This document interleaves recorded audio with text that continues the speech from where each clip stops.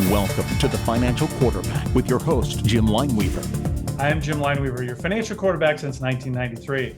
I know it's a question on everybody's mind is when is this market going to totally rebound?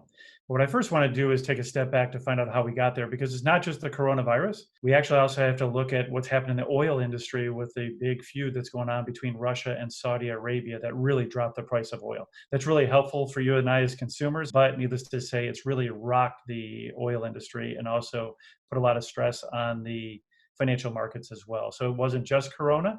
There's some culmination of multiple events here that have actually created a very big correction in the stock market. As a matter of fact, we've seen as high as 35% with the drop in the Dow Jones and other indices. To put this market in a little bit of perspective, you'll see on the chart here that we've looked at the last 7 major corrections going back to 1987.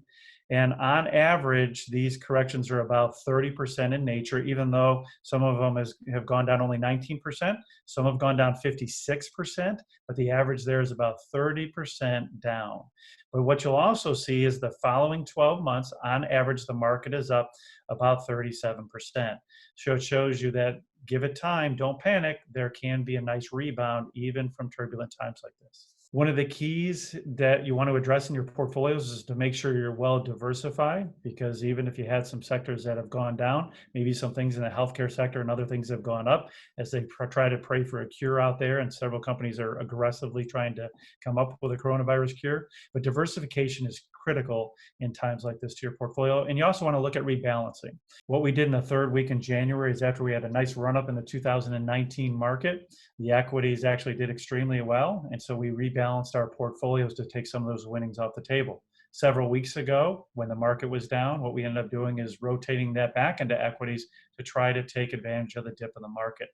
To prove that you can't time the market, here's a chart that shows going back 20 years, if you would have invested 100,000 back in 2000, and if you would have just stayed the course during all these turbulent times, that $100,000 would have grown to $324,000. However, if you tried to time the market, you'd be down to $161,000, almost less than half. We note that over the last 20 years, 24 of the 25 worst trading days were within 1 month of the 25 best trading days. There's also some major institutions out there that believe we're definitely having a contraction in the first and second quarter, but we should have some robust growth occurring in the third and fourth quarter of this year, hopefully to try to get us out of some of this turmoil and stabilize the equity markets again. I know these seem like unprecedented times, but we are going to go through this. If you'd like a second opinion about your existing portfolio to see if we can help you, please give us a call.